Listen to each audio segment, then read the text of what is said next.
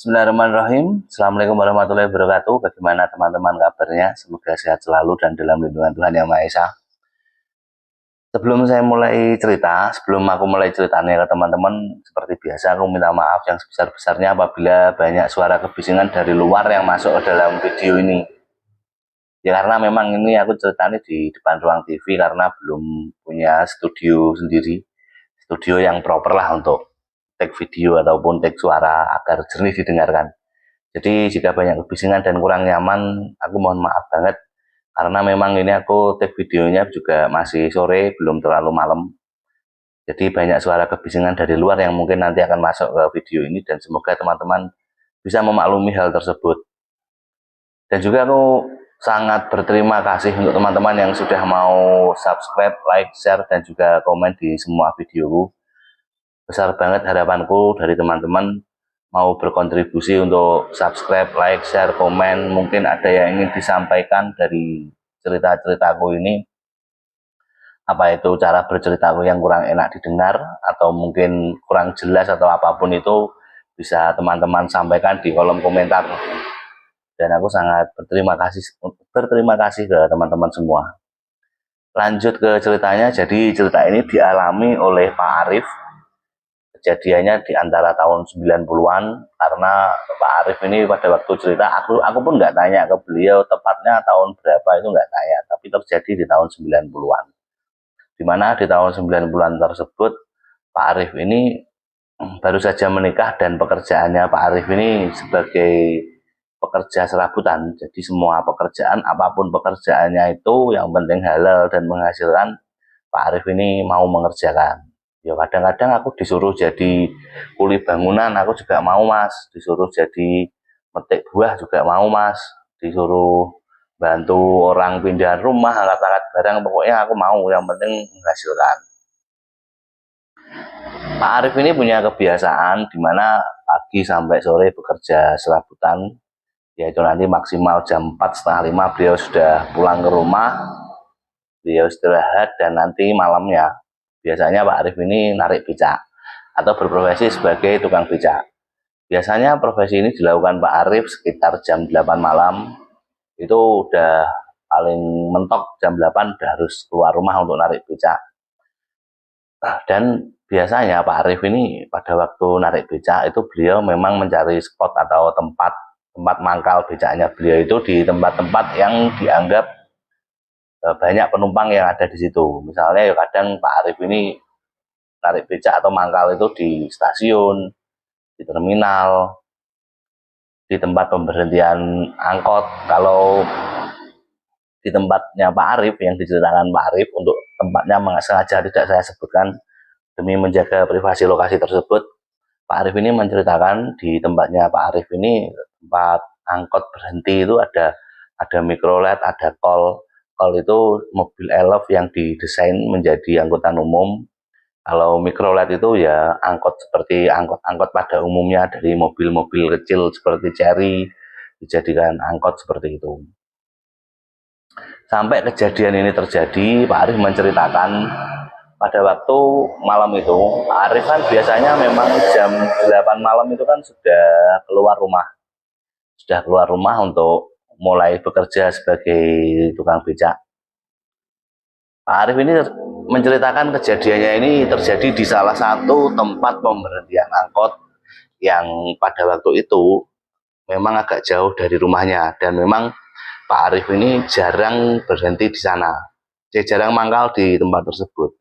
Selain karena memang agak jauh, ya Pak Arif memutuskan untuk mangkal di sana itu hanya di malam minggu aja, karena orang-orang yang pulang dari luar kota, biasanya kan dari luar kota naik bis atau naik kereta api, itu mau masuk ke tempat yang lebih dalam lagi, misalnya dari tengah kota mau masuk ke desa gitu kan, jarang ada bis yang bisa lewat. Jadi mereka menggunakan angkutan umum untuk lebih mendekatkan diri dari kota ke desa.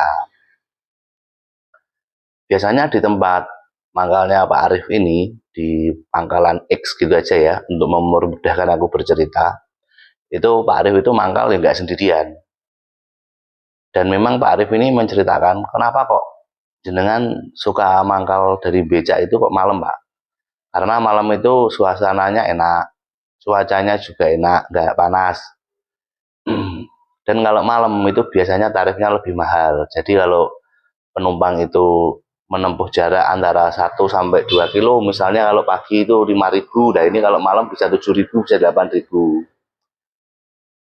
Dan biasanya di malam hari itu banyak penumpang yang ngasih tip ke Pak Arif. Mungkin ya para penumpang itu secara langsung menyadari kalau memang malam ini kan susah cari kendaraan, jadi akhirnya adanya becak ini terus dikasih tip karena penumpangnya ya seneng gitu kan. Pak Arif ini menceritakan mangkal itu nggak sendirian biasanya Mas, tapi nggak tahu kenapa pada waktu kejadian ini terjadi di Pangkalan X itu aku bener-bener sendiri di situ. Jadi aku datang, loh kok ini kok sepi banget, teman-temanku mana kok nggak ada. Adanya aku cuma sendiri di situ. Ya sudah, akhirnya Pak Arif pun juga ya wis sendiri nggak apa-apa wis. Turun dari becak, duduk di depan becaknya gitu sambil kalau di sini istilahnya selonjoran, bersandar di becak terus kakinya taruh di depan gitu sambil menikmati suasana. Dan Pak Arif ini juga bawa radio. Zaman dulu kan radio masih booming gitu ya, radio masih booming, banyak sekali pendengarnya. Pak Arif ini juga membawa radio kecil, radio kesayangannya beliau dibawa untuk menemani Pak Arif sambil nunggu penumpang. Tapi herannya Pak Arif pada waktu itu kok bener-bener penumpang ini jarang ada yang turun, bahkan belum ada yang turun pada waktu itu. Jangankan penumpang, angkot aja jarang ada yang lewat. Tidak seperti malam minggu pada biasanya, karena pada waktu itu kan malam minggu. Biasanya loh malam minggu itu di sana itu rame Mas. Wong biasanya rame, kok ini sepi banget, angkot nggak ada yang lewat, penumpang nggak ada yang turun. Ya udah tak terusin, aku nunggu di situ sambil ngedengerin radio. Tidak berselang lama, Pak Arif ini menceritakan tiba-tiba itu ada ibu-ibu, kelihatan dari bentuk wajah, posturnya dan perawakannya kelihatan ibu-ibu, dan juga ibu itu membawa 2 orang anak. Jadi anaknya yang dibawa ibu itu digandeng itu laki-laki dan perempuan. Yang perempuan ini posturnya lebih besar, mungkin ini kakaknya gitu ya. Terus Pak Arif itu lihat perempuan itu jalan dari depannya Pak Arif. Umpama Pak Arif ini menghadap ke utara, perempuan itu berjalan dari arah utara menuju ke selatan. Pak Arif ini kaget, loh, kok ada perempuan. Pada tahun itu kan memang penerangan agak jarang ya. Loh, ada perempuan dari sana bawa 2 anaknya. Oh, ini ibu-ibu dengan 2 anaknya. Perempuan itu datang menghampiri Pak Arif sambil dari agak jauh itu panggil-panggil. Pak, anu masih narik beca, aku mau naik. Ke Pak Arif dengan sigap berdiri dari BCAE, radionya dimatikan. Oh iya masih. Monggo silakan Bu, kalau mau naik, mau diantar kemana? Sini silakan duduk. Pada waktu ibu itu mau duduk, ibu ini dilihat Pak Arif memang bawa satu tas samping gitu kan. Kalau di sini disebutnya tas cangklong yang dibawa di samping tangan sebelah kiri ini sambil gandeng kedua anaknya. Terus ibu itu duduk di becak. Tasnya ibu itu tadi kan diletakkan di bawah dulu. Ibu itu duduk di becak, terus baru disusul kedua anaknya Pak. Anaknya ibu ini tadi naik ke atas. Nah, pada waktu itu Pak Arif ini mencoba membantu anaknya untuk naik ke becak. Ya karena dalam pikirannya Pak Arif itu masih anak-anak, masih anak kecil, biar nggak jatuh, tak bantu naik ke becaknya. Tapi Mas, pada waktu tak bantu naik ke becak itu loh Mas, tak pegang tangannya anaknya itu dingin. Dinginnya juga dingin banget, kayak orang baru kena angin malam itu loh, dingin gitu.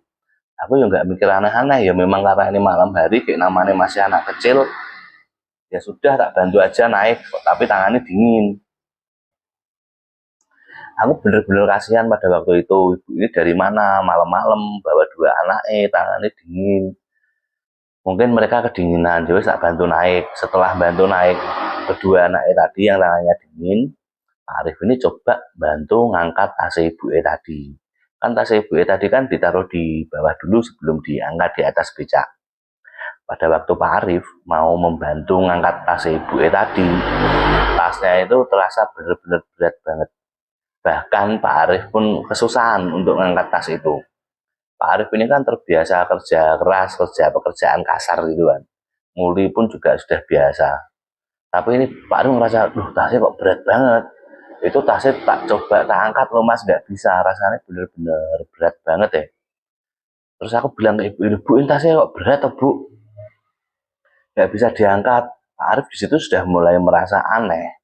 Gimana ibu ini kok bisa membawa tas itu kelihatan ringan, tapi pada waktu mau diangkat Pak Arif, naik ke atas becaknya, tasnya itu terlihat dan terasa berat. Bahkan Pak Arif nggak sanggup untuk mengangkat tas itu.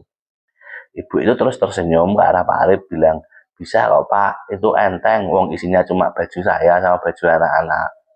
Yang kedua kalinya Pak Arif mencoba mengangkat dan di situ Pak Arif bisa mengangkat tas tersebut. Pak Arif ini juga sudah merasa aneh loh. Tadi berat, sekarang kok udah bisa tak angkat. Ah ya sudahlah, tak taruh tasnya di becakku di depan adik ibu tadi mas. Terus aku mulai naik becakku mau tak kayuh kan. Aku tanya ibu, bu ini arah kemana ya bu? Oh ke sana pak, ke arah selatan. Biasanya memang kalau becak itu kan tanya dulu arahnya kemana. Terus penumpang biasanya tanya berapa pak kalau ke arah sana. Oh harganya sekian, biasanya kan gitu. Terus Pak Arif cerita, bu ini arah kemana? Ini arah ke selatan, nanti selanjutnya tak kasih tahu, paling jaraknya dari sini ya 5 kilo lah pak.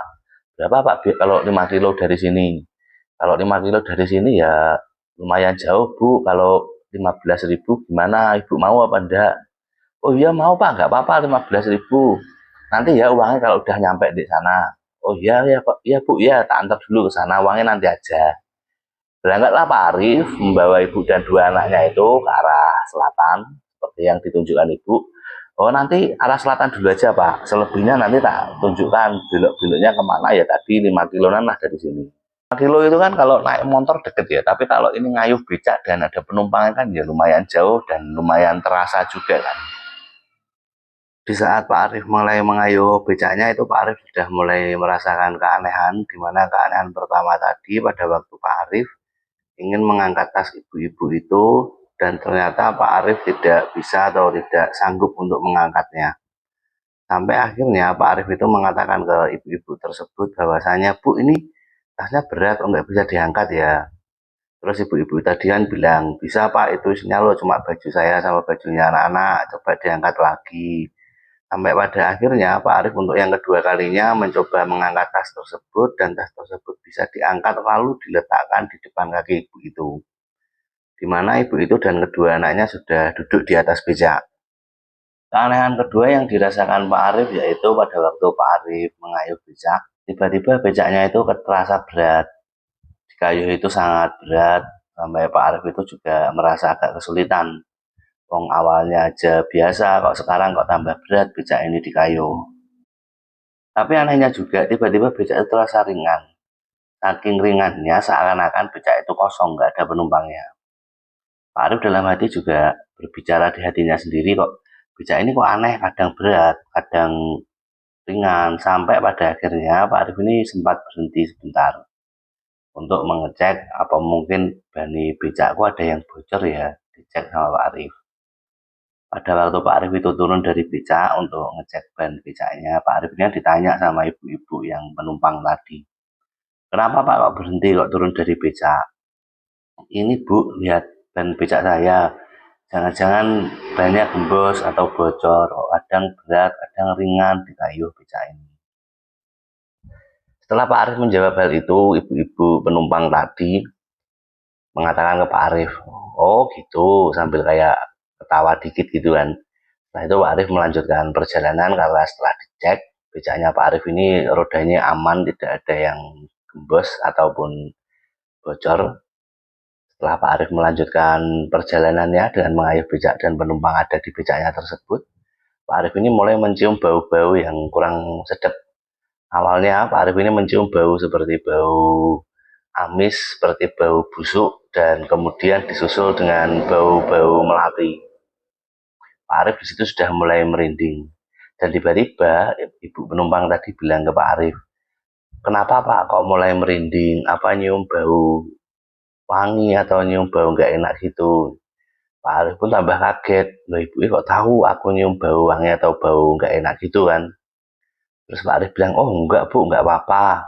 ini arahnya kemana lagi ya Bu? Ibu tadi bilang ya masih lurus terus Pak. Nanti sebelum tak beritahu untuk belok, nggak usah belok. Pak Arif tetap lurus saja.